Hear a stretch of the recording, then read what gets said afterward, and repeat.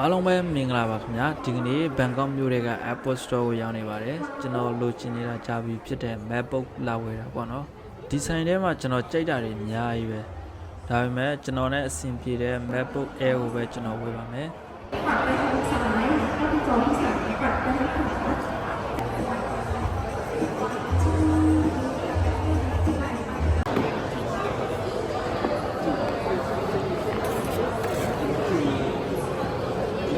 KG means English keyboard.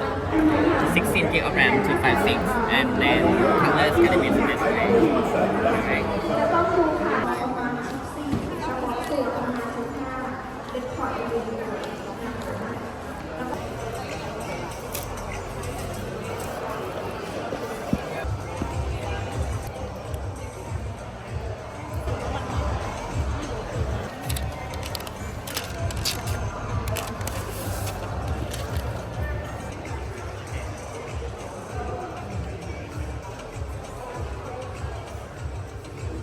So this one is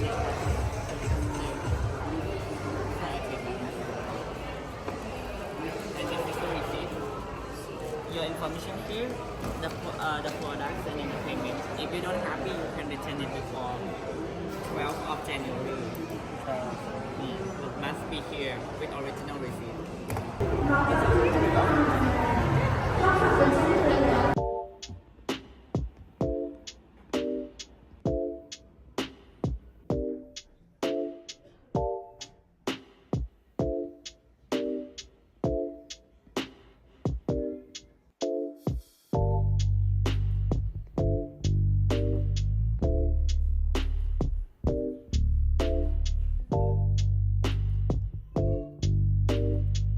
ကဲကျွန်တော်ကွန်ပျူတာရဲ့ဘိတ်ထဲကဂလီဇာတွေတစ်ချက်ကြည့်အောင်ဒါကတော့ Apple website ပေါ့နော်ဒီမှာအကုန်လုံးလာကြည့်လို့ရပါတယ်ဒါပေမဲ့2020ကထွက်တဲ့ MacBook Air M1 တွေတော့ဒီမှာမတွေ့တော့ဘူးဗျကဲဒါကတော့ကျွန်တော်ဝယ်လာတဲ့2020ကထွက်တဲ့ MacBook Air M2 ပေါ့နော်ဒီကောင်ကိုကျွန်တော်ဝယ်လာတာဒေါ်လာ1000ပေးရပါတယ်999ဒေါ်လာဆိုတော့1000ပဲထားလိုက်ပါတော့လေထိုင်းဘတ်နဲ့ဆိုရင်တော့3000ခွဲပေးရပါတယ်ဒေါ်လာ1000ပေးရတဲ့ဒီ MacBook ရဲ့အထဲမှာဘာတွေပါလဲဆိုတော့ 8-core CPU ပါမယ် 8-core GPU ပါမယ် RAM 16K SSD 256ပါတယ်ပြီးရင်သူရဲ့ display size က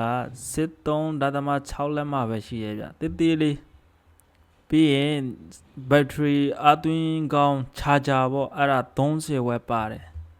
ဒါတွေကတော့ဒေါ်လာ1000ထဲမှာပါတာပေါ့နော်တကယ်လို့ RAM တို့ SSD တို့ဒီလောက်နဲ့အဆင်မပြေဘူးထပ်တိုးကျင်နေဆိုရင်လည်းထပ်တိုးလို့ရပါတယ်ဒါပေမဲ့ပစ္စံတော့ထပ်ပေးရမှာပေါ့နော်တိုးမယ်ဆိုရင်လည်းသူပေးသလောက်ပဲတိုးလို့ရပါတယ်ဒီမှာဆိုရင် RAM 24ထိတိုးလို့ရတယ်ဒီထက်မြင့်တဲ့ဟာတိုးလို့မရတော့ဘူးပေါ့နော်